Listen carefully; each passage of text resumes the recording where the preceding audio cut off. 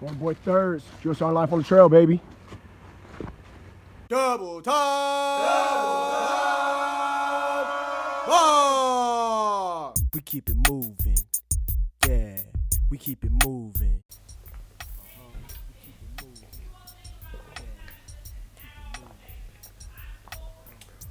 Sound like my daughter's getting yelled at. Hey, this is Corona Boy Thirds, Drill Sergeant Life on the Trail. This is gonna be episode 17/2. 17-2, okay? Part 2 of episode 17 of when I went to the FTX2 and we did LANDNAV. This one right here, all I'm doing basically, I feel like it's more of a motivational video. Motivation for drill sergeants and motivation for trainees. Motivation for drill sergeants to motivate trainees, okay?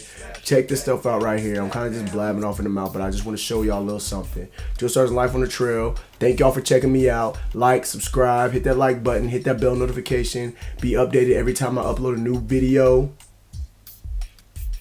Here you go.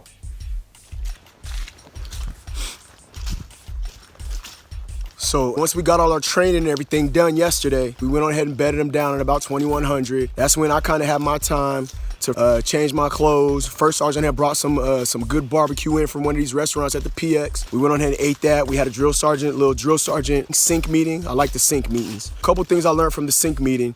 You need to make sure as a drill sergeant, when it's your duty week, that you do your recon first. Do your recon, okay? Do your recon, know your plan, communicate with the drill sergeants, what you got going on. A lot of us was kind of in the dark a little bit about what we were going on, especially with this field training exercise that we got today and yesterday. Yesterday, we didn't know exactly who was gonna be teaching what classes or if we were supposed to do it as a platoon or whatever the case may be. Just make sure you're communicating when it's your duty week with the drill sergeants so that everybody knows what they're doing, how everything's gonna go down. And so I feel like we were told in our meeting before how it was gonna go, but there was still a couple things that we were in the dark about. You know what I'm saying? We didn't know what time we were having breakfast the next morning. It was just, I don't know, it was kind of crazy. So we bedded down. We woke up this morning at 04. We planned on having all the trainees ready to go, ready to step off at 05. And just by the plans, we actually knew that we weren't gonna step off until about 05:30. So we actually didn't end up stepping off until about 06:15. So we were pretty late this morning. The trainees had pissed me off because they just weren't moving with a purpose. They were arguing. Squad leaders were trying to give direction and the rest of the trainees wasn't really listening. They was arguing and all that good stuff. It was freaking stupid. You know what I'm saying? So I always try to tell them to work together as a team. When you're in charge, be in charge, but don't be a freaking jerk and abuse your authority. And I always tell them, be ready to take advice, take any suggestions from the rest of the squad. That's one thing I always try to tell the trainees. So we went on to bed down. We stepped off this morning. We rucked another 6 and some change miles. So the reason why I said do your recon is because at first we thought we were going 7 and some change miles. Then we found out it's actually 8 and some change miles. And then we found out it was really 6 miles. So, you know, like I said, do your freaking research, do your recon, all that good stuff. Have your stuff planned out, know what you're doing, communicate it with the drill sergeants. All this stuff is important when you are a drill sergeant on the trail and it's your freaking duty week. We stepped off at 06:18 this morning, rucked another 6 miles. To be honest with y'all, I'm not gonna lie, my freaking back is hurting. Just a little bit. I feel like I'm just bruised up a little bit. So we rucked. When we rucked, I was smart because on the way to the first bivouac site where we set up our patrol base, on the way there, I noticed my back was hurting a little bit. So this morning, I got a combat pillow. I like to call it my combat pillow. You can get it from the shop at for like 10 bucks or something like that. Maybe even cheaper. So I took that little pillow with the ACU pattern. I put it in my freaking, in the back of my belt, small of my back. I folded it and put it in the small of my back. And it helped to take that direct contact, that pain from that direct contact off. But on top of that, it's like spread it out the pressure. So my ruck was on my back. It was kind of easier to ruck, but at the same time, again, still kind of sore right now. Even with my little assault pack on.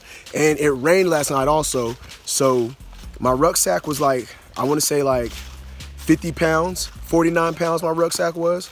On top of that, since it rained yesterday, it's gonna be heavier because it rained. So I had a pretty tough ruck on the way here, but I was pushing. These trainees, they be wanting to give up on themselves, man. And you as a drill sergeant, push them. push them. So one thing I got to keep remembering when it comes to injuries and them saying I'm hurt and all this because I want to go to sick call. So we got the main rule is life, limb, or eyesight. So if any one of those is what's happening, if their life is in danger, if they had a limb broken or cut real bad, get ready to fall off, or if it has something to do with their eyesight, even something small as pink eye, then yes, that kind of stuff is what you want to send them to the hospital for. Sick call, if they feel like they want to go to sick call, they've been dealing with some kind of pain for a few weeks or something like that, go ahead and freaking do what you gotta do. I like to get guidance from my battle buddies and my first sergeant. I like to do that just to make sure I'm on point with my stuff. So, but that's one thing that I have to remember in order to push them and to tell them, look, you might be going through something, but you gotta push through. A lot of them just wanna freaking give up. They wanna take their sweet time, they wanna give up. Don't let them take their time, don't let them freaking give up. You know what I'm saying? They know the warrior ethos. I will always place a mission first, never accept defeat, never quit, and never leave a fallen comrade. So I always try to reiterate that all the time whenever we're doing some real big training. I always try to tell them, keep pushing. Don't quit, don't give up. You know what I'm saying? All that good kind of stuff. Now, when we're rucking and they're taking their time and they're hurting and stuff like that, I seen the one trainee, she had a picture of her and her dad, and she was using that as motivation. So I just told her, and she was one of the ones that was lagging. When I told her, I said, your dad, he's right here with you, he's right here with you. And she started getting a little emotional, but guess what? She pushed all the way through. Had a couple other soldiers. I started rucking with them because they were way, way back, so I stopped, I waited for them, yelled at them, of course, got them to move with a purpose, and I was telling them, look, when you're rucking, of course, it's supposed to be a tactical movement, and your mind should be focused on what you're doing as far as keeping your spacing and all that good stuff. But as you're rucking, you're training for training purposes. Go ahead and make sure, you know what I'm saying? Keep your mind off of, dang, how far is it? Or this really sucks. Keep your mind off of that stuff by, think of your favorite song. Think of your favorite song that you love to sing. Think about your family. Think about the reasons why you're here, and think about wanting to graduate. Let that be your motivation to push you to get through this freaking ruck march. Use your feet. You know what I'm saying? You notice you're marching left, right, left, right, left, right. Just think of something else other than this sucks or it hurts or whatever the case may be. Keep yourself pushing through the ruck. Another thing that I did was I let them know, look, it could be a lot worse. It's a sunny day out here today, but yesterday was freaking freezing and it rained on top of that. So it could be worse. It could have been raining. Is it raining now? Nope, good to go. So that's just a couple things that I use to help motivate them, especially when they're ruck marching. Like I said, we're on the ruck. Those are some things that I use to help motivate them while they're on the ruck. So that's it right there. That's it. That's all I got right there. It's your boy Corona Boy Thurs. Just want to hit y'all up and let y'all know a little stuff that we doing out here. Life on the trail, LANDNAV. Today's LANDNAV, day 2 of FTX 2. Like I said, tonight we're gonna hit him with the big bangs if we can. This place looks awesome, by the way. I love this little opening that I came to. Let me show y'all this little opening real quick. It's kind of tight out here, bruh. But yep, this is Drill Sergeant, Life on the Trail. Corona Boy Thurs, holla at your boy.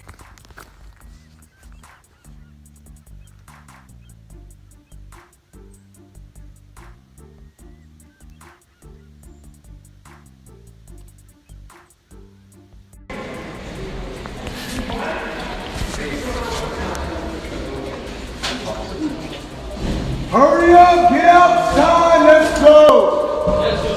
Hurry up.